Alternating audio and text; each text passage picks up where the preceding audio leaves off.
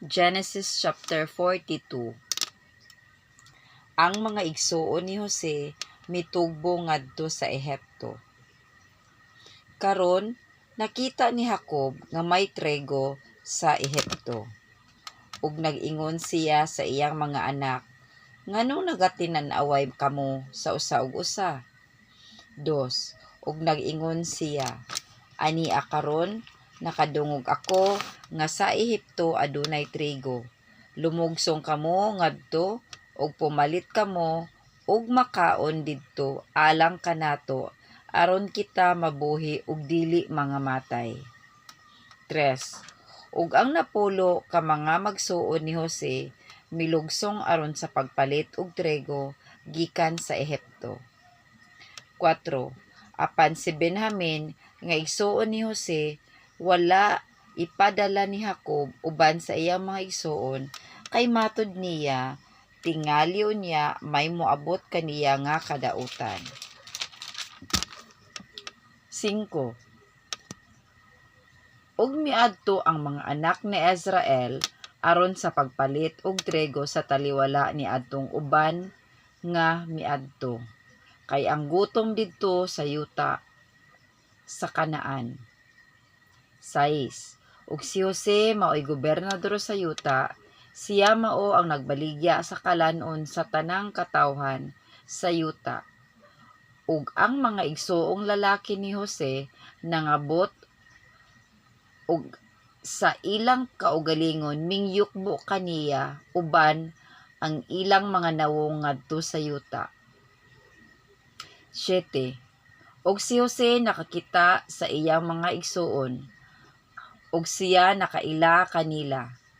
Apan siya wala magpaila kanila, ug nagsulti kanila sa mahait, ug nag-ingon kanila, diin kamo gikan? Sila mingtubag, gikan sa yuta sa Kanaan aron sa pagpalit sa kalanon. 8. Ug si Jose nakaila sa iyang mga igsuon, apan sila wala makaila kaniya. 9.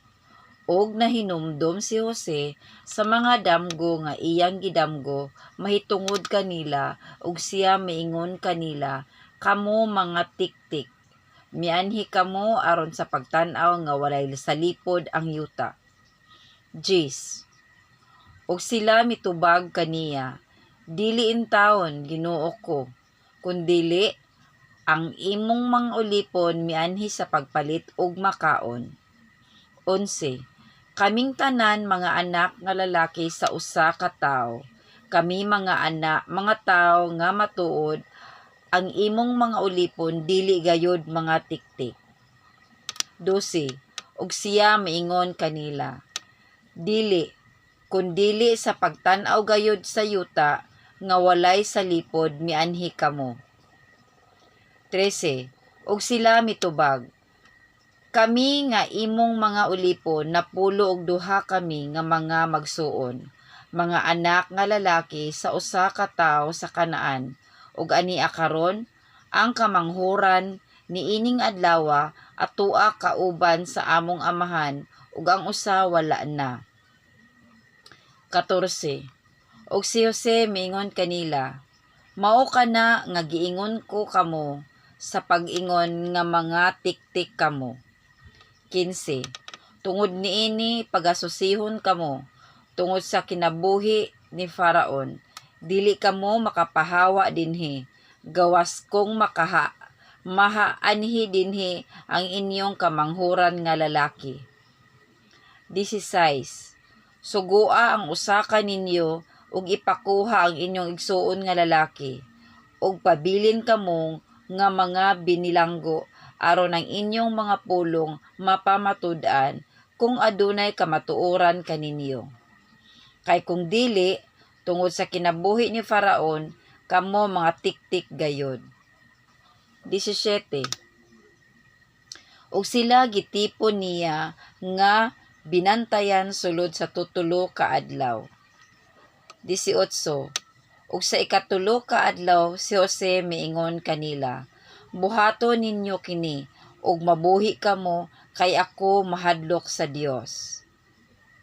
19. Kung kamo mga tao nga matuod, pasag din ninyo nga ang usa sa inyong mga igsoon magapabilin nga binantayan sa balay nga gibalangguan kaninyo.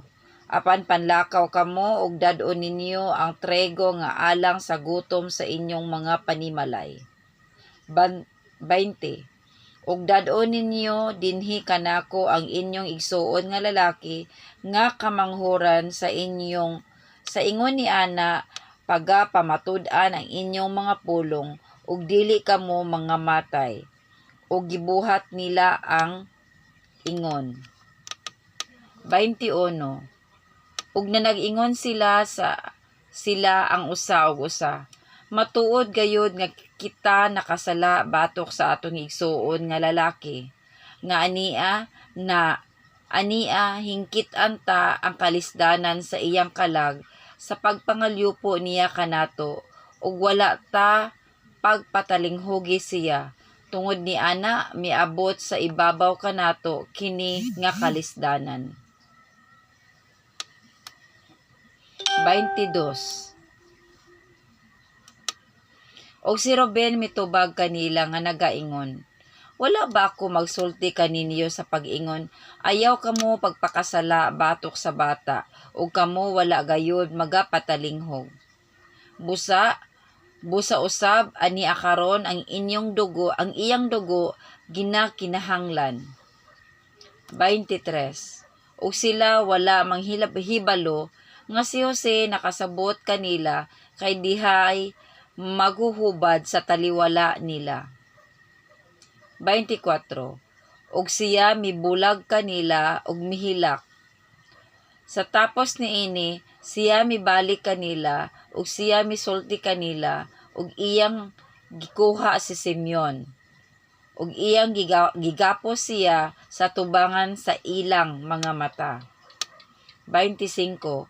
Unya si Jose nagsugo nga punon nila ang ilang mga sudlanan sa trego ug ipauli ang salapi sa tagsa-tagsa nga igabutang sa iyang baluyot ug hatagan sila og balon alang sa ilang panaw ug mao kini ang gibuhat kanila. 26. Ug ilang gilulan ang ilang trego sa ilang mga asno ug nanglakaw sila gikan didto. 25. Ug sa diha nga ang usa kanila miabli sa iyang baluyot aron sa paghatag sa kumpay sa iyang asno didto sa abutanan, hingkit-an niya ang iyang salapi nga diha sa baba sa iyang baluyot. 28. Ug miingon siya sa iyang mga igsuon, ang salapi ko giuli kanako ug tan-awa ania pa sa akong baluyot.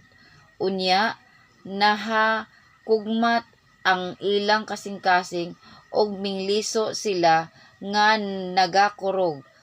Ang usa ngadto sa usa kanila nga nagaingon, unsa ba kini nga gibuhat sa Dios kanato? 29. Og mingdangat sila kang Jacob nga ilang amahan sa yuta sa Kanaan, ug sila gisuginlan nila sa tanan nga nahitabo kanila nga nagaingon. 30. Ang tao, ang Ginoo sa yuta nagsulti kanamo sa mahait gayod, ug kami giisip niya nga mga tiktik ni adtong yutaa. 31.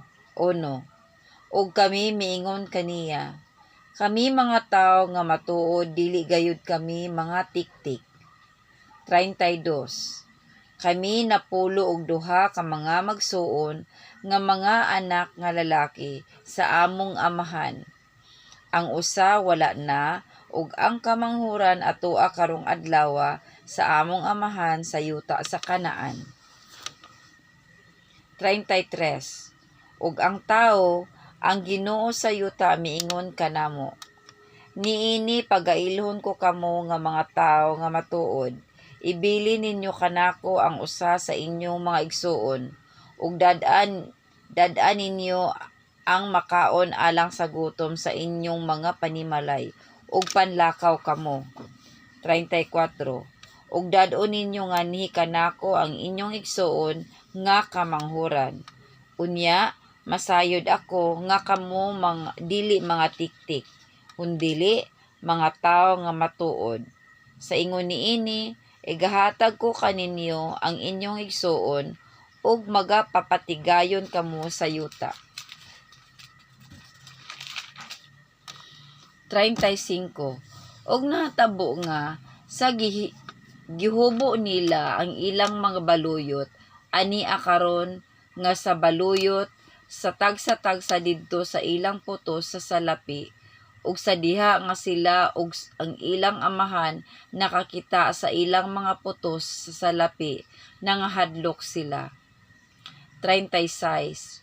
Unya, ang ilang amahan nga si Jacob miingon kanila, ginakuha ninyo kanako ang akong mga anak. Si Jose nawala na, ug si Simeon wala na usab, ug si Benjamin pagadad-on ninyo, bato kanako kining tanan nga mga butanga. 37. Ug si Ruben misulti sa iyang amahan nga nagaingon, pamatyon mo ang akong duruha ka mga anak nga lalaki. Kung siya dili ko igabalik kanimo, itugyan mo siya sa akong kamot, ug siya igauli ko kanimo. 38. Ug siya miingon, dili, mulugsong ang akong anak nga lalaki uban kaninyo, kay ang iyang igsuon patay na, ug siya na lamang ang nahabilin. Ug kung mahitabo kaniya ang kadaot sa dalan nga inyong pagalaktan, unya igatunod ninyo ako nga ubanon, nga puno sa kasakit ngadto sa lubnganan.